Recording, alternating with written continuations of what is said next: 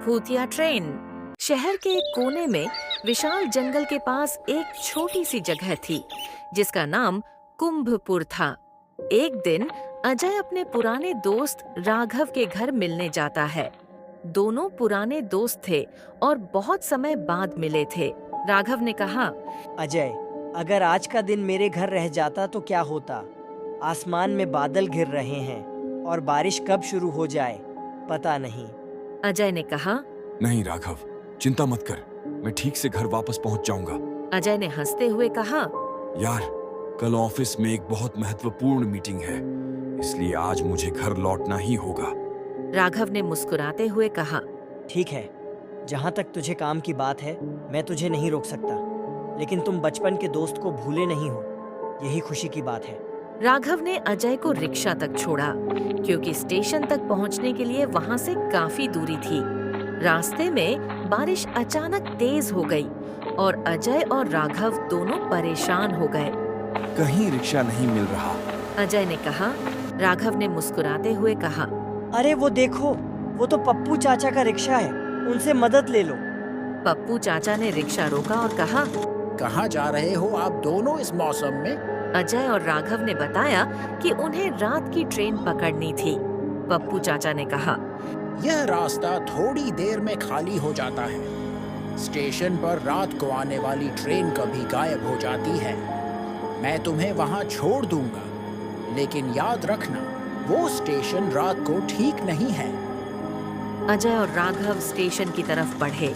पप्पू चाचा ने बताया, यह ट्रेन सालों पहले एक दुर्घटना का शिकार हो चुकी थी और अब उसके यात्री रात के वक्त उसी समय वापस लौटते हैं। अचानक पप्पू चाचा का रिक्शा रुक गया। क्या हुआ? राघव ने कहा। पप्पू चाचा ने बताया, रेन चैन गिर गया है। कुछ देर बाद पप्पू चाचा ने चैन ठीक किया और दोनों जल्दी से स्टेशन की तरफ बढ़े।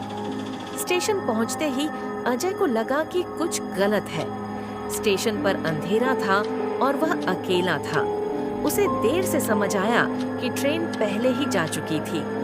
अजय चुपचाप एक बेंच पर बैठ गया और तभी अचानक एक आवाज आई, तुम यहाँ रात को क्या कर रहे हो? चले जाओ यहाँ से।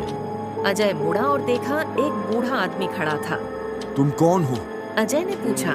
वह आदमी बोला, तुम समझ नहीं पाओगे, आज रात यहाँ मत रुकना, नहीं तो वह ट्रेन तुम्हें भी ले जाएगी। अजय ने सोचा कि यह आदमी पागल है और उसकी बातों को नजरअंदाज कर दिया। वह ट्रेन का इंतजार करते हुए सो गया। तभी रात के 8:30 बजे एक ट्रेन की आवाज आई। अजय को लगा कि यह वही ट्रेन होगी जो उसे शहर ले जाएगी। अजय ने बिना सोचे समझे ट्रेन में कदम रखा।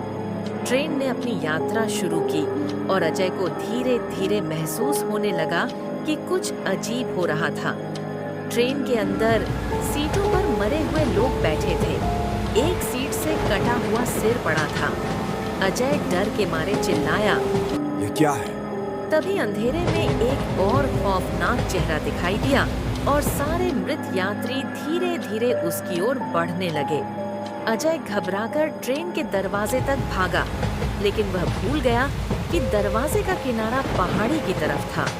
जैसे ही उसने कदम बढ़ाया, वह गिर गया। सुबह अजय की आंखें खुली। वह लाइन के किनारे पड़ा था और सिर में बहुत दर्द हो रहा था। मैं यहाँ कैसे आया? उसने खुद से पूछा। फिर उसे वह पागल आदमी याद आया जो उसे चेतावनी दे रहा था। उसी समय वह पागल आदमी उसे दिखा और बोला, तुमने सुना नहीं था, उस भूतिया ट्रेन में मत चढ़ना। अजय अब समझ चुका था कि वह उसी ट्रेन का हिस्सा बन चुका था जो कभी नहीं लौटने वाली थी।